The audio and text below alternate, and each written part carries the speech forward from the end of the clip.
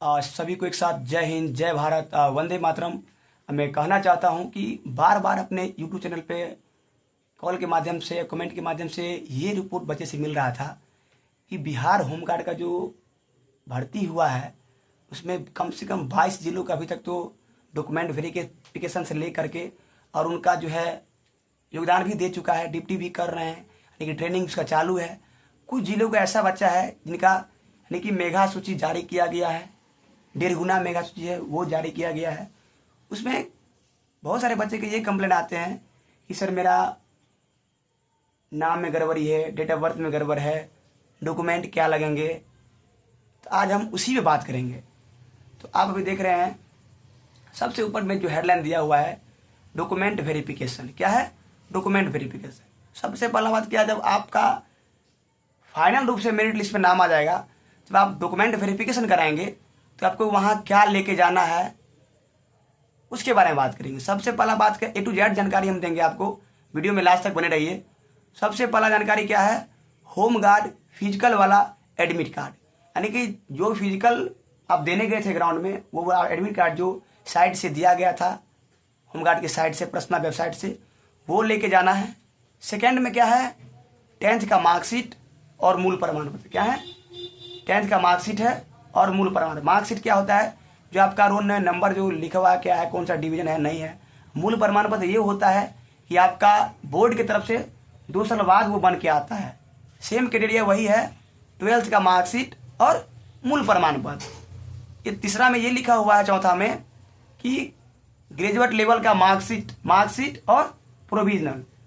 इसमें क्या है, हायर एजुकेशन, जो लड़का हायर एजुकेशन में ग्रेजुएट दिया होगा उसके लिए लगेंगे ग्रेजुएट लेवल का मार्कशीट और मूल प्रमाण पत्र। जो लड़का 12th लेवल भरा होगा तो उसको 12th लेवल तक का मार्कशीट और मूल प्रमाण पत्र चाहिए। जो लड़का या लड़कियां ग्रेजुएट लेवल भरा होगा, हायर एजुकेशन में ग्रेजुएट दिया होगा, उसके लिए ग्रेजुएट लेवल का मार्कशीट और प्रोविजनल होना जरूरी है।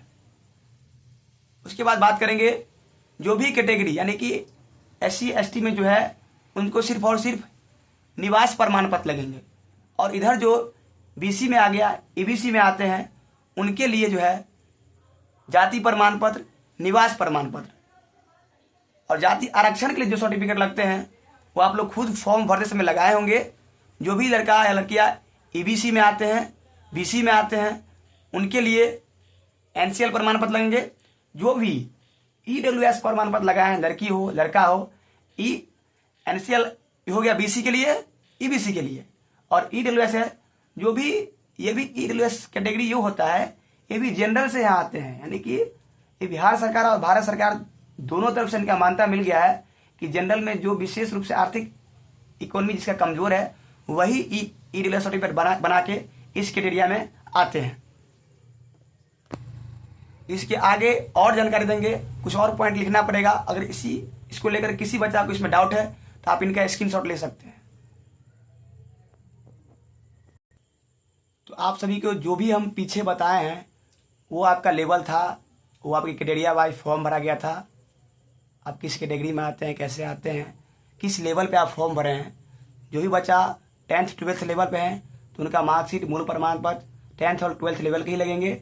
जो लड़का लड़कियां अगर ग्रेजुएशन लेवल भरे हैं तो उसका ग्रेजुएशन लेवल बता दिए हैं कि उसका मार्कशीट लगेगा फाइनल ईयर का और प्रोविजनल लगेंगे। और आगे क्या है, मेरिट बनने के बाद जो एक्स्ट्रा डॉक्यूमेंट लगते हैं आपके सामने बता रहे हैं कि आधार कार्ड लगेंगे, पैन कार्ड लगेंगे, मतदाता पहचान पत्र लगेंगे, जिसे हम लोग वोटर ID कहते हैं, जैसे कि वोट गिराते हैं वो ID वो चाहिए। दूसरा है फोटो है। क्या है? फोटो है। और जो बैंक जो है ना जिस पे आप लोग का पैसा आएंगे, तो भारतीय स्टेट बैंक में खाता होना बिल्कुल जरूरी है। और ये तो हो गया आप लोगों के बीच कि डॉक्यूमेंट के लिए इतना कुछ चाहिए। क्या है? जितना बताए हैं डॉक्यूमेंट के लिए इतना चाहिए। आगे क्या है, कमेंट में ये रहते हैं कि सर हमें नाम में गड़बड़ी है, आधार कार्ड में नाम में गड़बड़ी है, आधार कार्ड पे डेट ऑफ बर्थ में गड़बड़ी है। तो उन बच्चों को घबराने की जरूरत नहीं है। आपको जिस चीज़ में गड़बड़ी, नाम में गड़बड़ी है, डेट ऑफ बर्थ में गड़बड़ी है, तो आप कोर्ट में जाएं, कोर्ट से एक हाफिडेविट बनवा लें। नाम में गड़बड़ी है, आधार कार्ड में गड़बड़ी है, आधार कार्ड सही करवा लीजिए। उसके लिए सही नहीं होगा, अभी सिर्फ और सिर्फ कोर्ट से हाफिडेविट बनवा लें। पहचान पत्र में अगर पहचान पत्र सही करवा सकते हैं आप, उसके लिए वहाँ कोर्ट से एफिडेविट बना लीजिए। ये जो कहिएगा आपके पूरा का पूरा डॉक्यूमेंटे में गड़बड़ है, इसका तो कोई निर्णय नहीं है। अब जैसे आधार कार्ड हो गया, उसमें नाम गड़बड़ है, डेट ऑफ बर्थ गड़बड़ है, तो उसके लिए हम यही कहेंगे कि आप लोग थोड़ा भी न घबराएं, आप लोग वहाँ जाके अपना डॉक्यूमेंट वेरिफिकेशन करवाएं, आप लोग को दिक्कत नहीं होगा। हम जानते हैं कि जो भी बच्चा तैयारी करते हैं, जब तक उसका फाइनल सिलेक्शन नहीं होता है तब तक के लिए उसको बहुत सारा डर सताता रहता है, गांव भर में बहुत कुछ सुनने पड़ते हैं, और बगल वाला क्या है वो एक निगेटिव निकालता रहता है कि उसको निगेटिव कैसे निकले हो, आप लोग को परेशान करता होगा। जहाँ देखता होगा आपका नहीं होगा, ये में गड़बड़ है, इसमें गड़बड़ है, उसमें गड़बड़ है, किसी का नहीं सुनना है। अभी तक हम एक भी केस ऐसा नहीं सुने हैं, लड़की हो लड़का हो, जिस लड़का को फाइनल मेगा सूची में नाम आने के बाद उसको भी किसी कारणवश अभी तक छांटा ऐसा नहीं गया है। तो आप लोग जो भी भाई या बहन बचे हुए हैं तो उसको डरना बिल्कुल नहीं है। पहले बात बोल दिए हैं, जिस चीज़ में गड़बड़ है, आधार कार्ड, पैन कार्ड, मतदाता पहचान पत्र, तो वो एक कोर्ट से हाफिडेविट बनवा के ले जाए, वहाँ आपको स्वीकार किया जाएगा। इतना ही कहेंगे सभी को एक साथ। जय हिंद, जय भारत, वंदे मातरम।